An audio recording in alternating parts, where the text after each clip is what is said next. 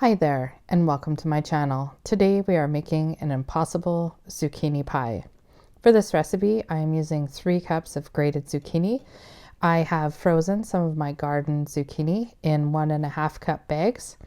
Freezing these vegetables like this helps to release their moisture a lot better than fresh. If you're using fresh zucchini, I would suggest grating your 3 cups, sprinkling it with some salt, and letting it drain in a tray to release the moisture, and then squeezing it out before using it. I am going to let this sit. I'm setting it aside to continue draining while I prep my other vegetables. I have taken a medium yellow onion, removed the skin, cut it in half down through the root, and now I am making even slits towards the root itself, and then again across. If I really want my sizes to be picky, this is how I will cut my onions.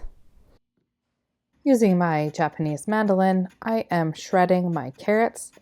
This is not the same as grating them, so if you don't have a way to shred your carrots like that, I would suggest buying them from the store. The grated carrots are kind of disappointing. They disappear. So I feel like my zucchini has probably done the best it can without a little help. I give it a good squeeze there to release the last of the moisture. You don't want any extra liquid going into this pie. It's already moist enough. So I fluff up that zucchini because, yeah, it didn't look like 3 cups, but now it kind of looks like 3 cups again. I have 4 large eggs that I am whisking. Yeah, I got zucchini everywhere making this recipe today.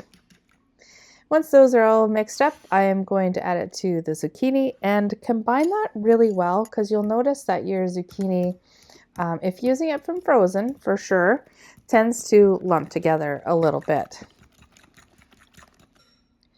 To that mixture, I add a half teaspoon of Italian seasoning, a half teaspoon of pepper, half teaspoon of salt, and 1 tablespoon of a light tasting olive oil was my preference. I also add a half cup of cottage cheese. This is kind of the wet cottage cheese. You could also add a half a cup of sour cream here. I mixed all of that to combine, and then I added my prepared vegetables. The onions and the carrots went straight in. And again, I'm going to mix that well to combine it.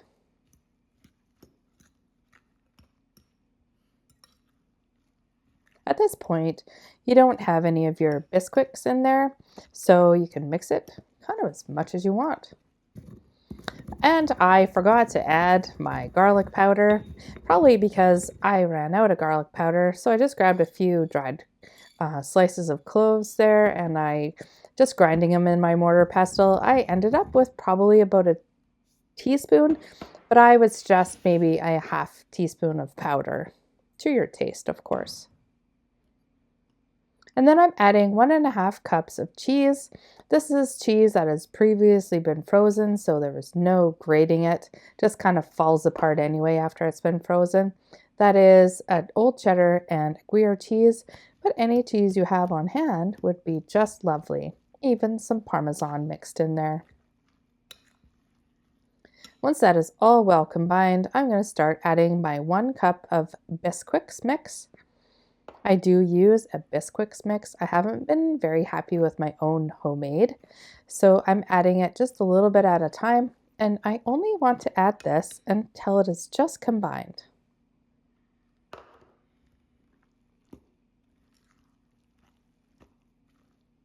I prepared a deep dish pie plate and with some Pam, and now I'm going to spread my mixture in there.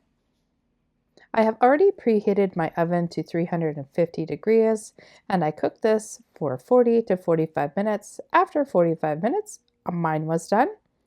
It will still be a little bit moist, but shouldn't be gooey in the middle.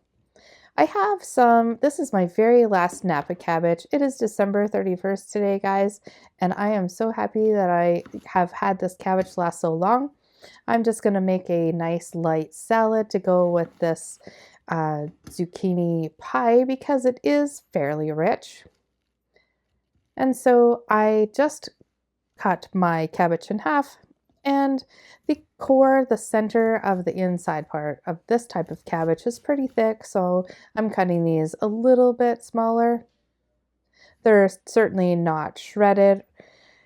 And then I have some fresh Brussels sprouts from Christmas time in the fridge, so fresh Brussels sprouts are awesome in a salad, so I just cut those up kind of fine. They fall apart, and that's okay.